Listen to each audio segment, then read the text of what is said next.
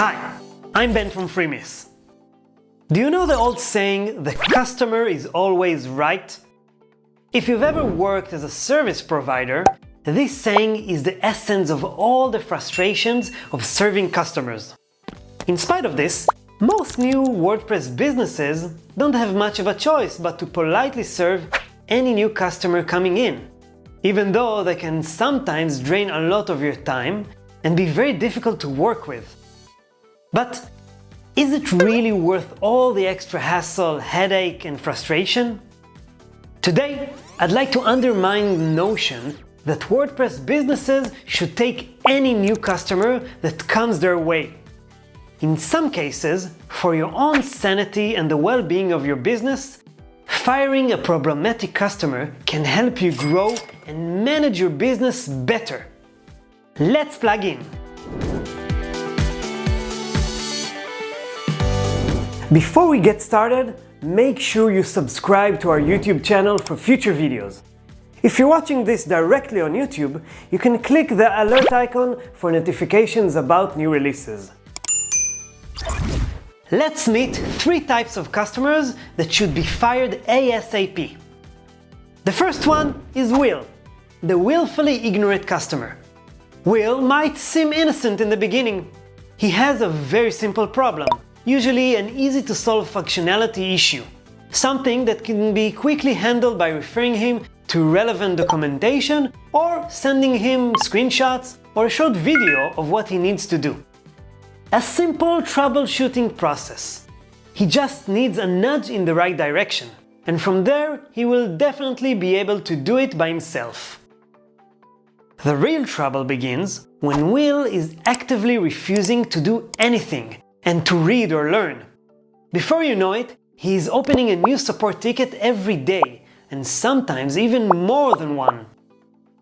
No matter how hard you work to provide a simple explanation to solve his problem, nothing helps.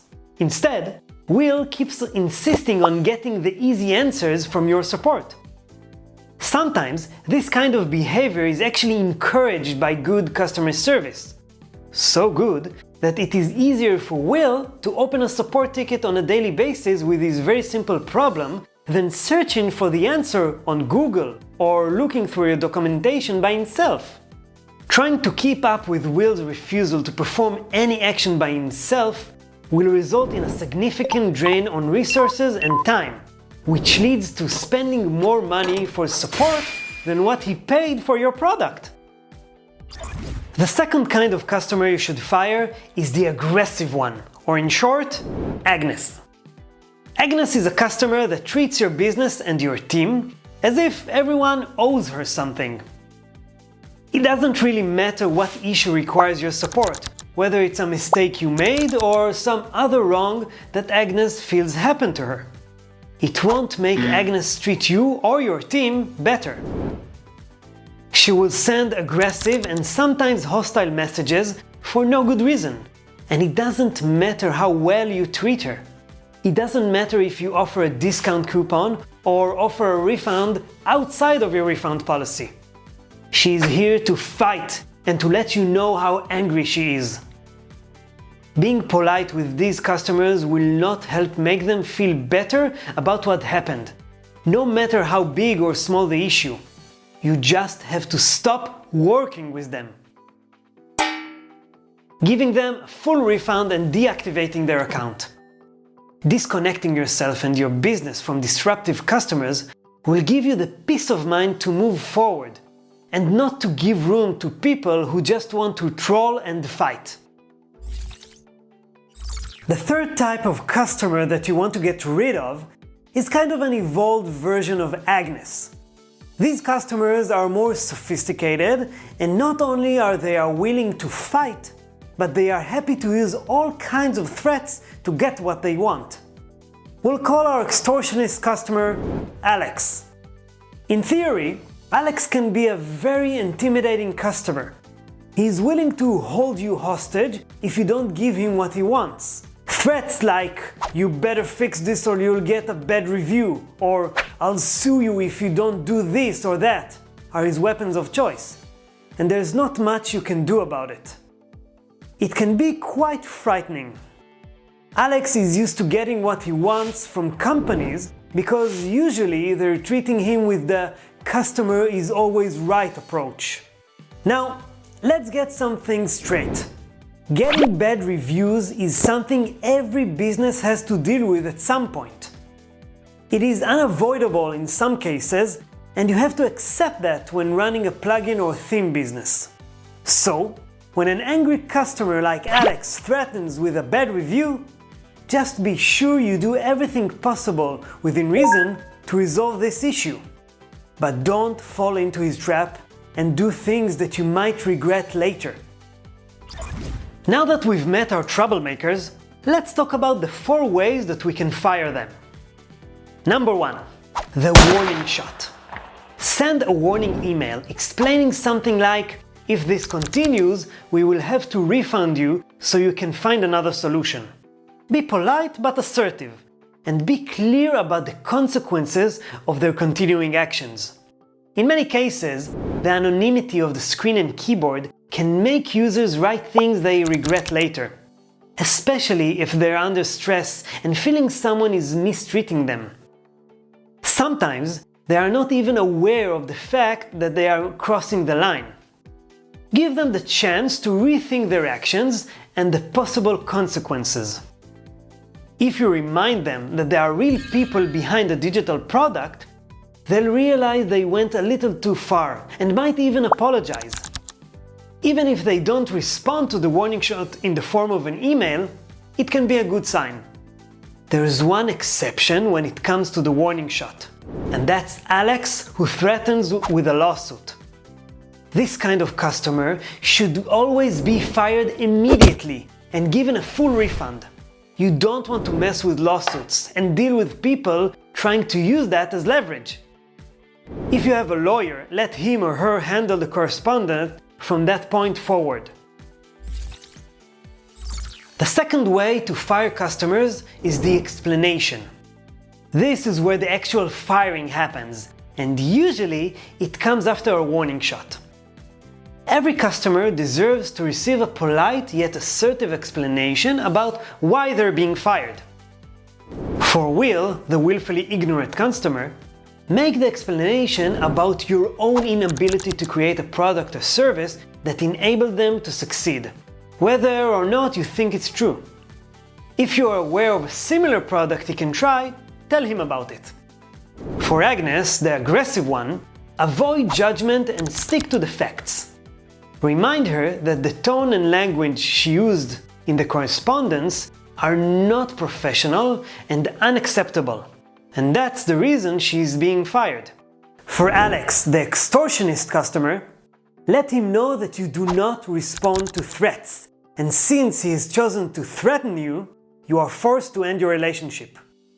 You'll be saddened to see bad reviews, but you should remain confident that you held your end of the terms of the product agreement. The third way to fire unwanted customers is pretty simple and straightforward. It's the refund. I know it's not easy to reward abusive customers like Agnes or Alex, but you need to understand that this is the ultimate way of dismissing any demand made by those unwelcomed customers. By giving a full refund, you have zero obligation to that customer and you can walk away from the relationship guilt-free. This puts you in a situation where you owe them nothing, and it's the cleanest way to end the relationship. The fourth and last step to take is the walk. Simply walk away from the customer. After warning shots have been fired, after a polite explanation, after a full refund, this is the last and necessary step to take. Whatever the reason may be sure to enable the customer to retrieve his or her data from your system, if they have any data stored. And make sure you notify them in advance before permanently deleting their account. Another tip from me, do not get baited into replying to any message from that customer, where he or she tries to further engage you into a discussion, especially on social media. You don't want to give your competitors free publicity. Your explanation should have already been thorough and planned enough up to this point. so you won't have to reply to anything. The one exception to this would be if a customer does end up leaving you a bad review. It's a good practice to respond within the review forum with one simple diplomatic message that explains your side.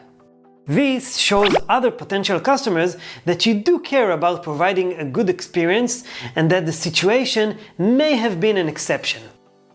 Of course, people will think what they want, but the point is not to get into a discussion about it. Share your side once, and that's all. The bottom line is that anyone who has ever had to provide a service or sold their product has had to deal with annoying and sometimes abusive customers.